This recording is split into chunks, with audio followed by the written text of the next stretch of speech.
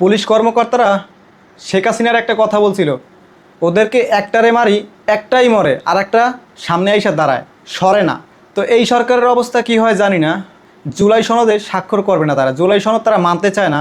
কালকে একজন এমপি বলে আপনারা 6 বলে 12 রান করছেন আর আমরা 300 রান করছি। আমার কথা হচ্ছে আপনারা 17 বছরে 300 রান করছেন, 300 রান করেও কিচ্ছু করতে পারেন নাই। আপনাদের নেতার বাড়ির সামনে থেকে একটা বালু ট্রাক সরাইতে পারেন নাই আপনারা। 6 বলে 12 রান করে পুরা দেশ থেকে শেখ হাসিনার হটাই দিয়েছে। শুধু শেখ হাসিনা না, তাদের নেতাকর্মীরা এখন মাথা সোজা করে দাঁড়াইতে পারে না। আপনারা 17 বছরে কিচ্ছু করতে পারেন নাই।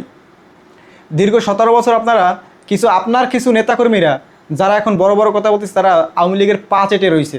কথাগুলো তিতে হলেও এটাই বাস্তব।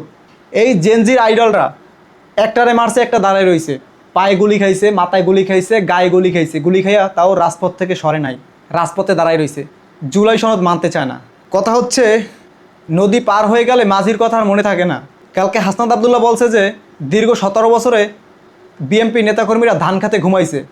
যেইখানে এই জেনজির আইডলরা আজকে তাদের জুলাই সনদ আপনারা মানতে চায় না। আপনারা তো জুলাইয়ের সাথে গাদ্দারি করছেন। ভারতপন্থী যারা আছে, ভারতপন্থী দালাল, আমি সরকারকে দোষ দিই না।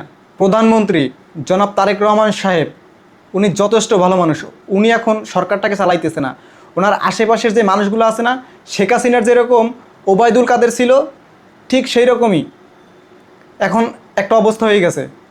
উনি দেশ চালাচ্ছে না, দেশ চালাচ্ছে ওনার মন্ত্রীরা। ওনাকে গোল আলু বানাই রাখছে, উনি কোনো কথা বলতে পারে না, ওনাকে গোল আলু হিসাবে ব্যবহার করা হচ্ছে। দেশ চালাচ্ছে ভারতপন্থী কিছু দালাল আছে তারা, এর জন্য তারা জুলাই মানতে চায় না। অথচ এই লোকেরা নির্বাচনের আগে বিভিন্ন জায়গায় গলা ফাটায় প্রচার করছে যে গণভোটে হেরায় দিতে হবে। জনাব তারেক রহমান সাহেবও গণভোটে হেদা বাধ্যতামূলক করেছে তাদের নেতাকর্মীদের জন্য। অথচ আজকে তারা জুলাই সনদ মানতে চায় না। তাহলে কি জুলাই আর একটা হতে যাচ্ছে? এখন কি হবে? এখন তো জুলাই হবে না। তাহলে পরবর্তী মাসে কি হতে যাচ্ছে? মামা, এই জেনজির আইডলটা কিন্তু এত সহলে হার মানবে না। অথচ আমি একটা কথা বলি, নেপালে ছাত্ররা সরকার পদত্যাগ করাইয়া সরকারে বসছে অলরেডি। তাদের মানে জেনজির আইডলকে ক্ষমতায় বসানো হয়ে গেছে। আর আমাদের বাংলাদেশে কি একটা অবস্থা!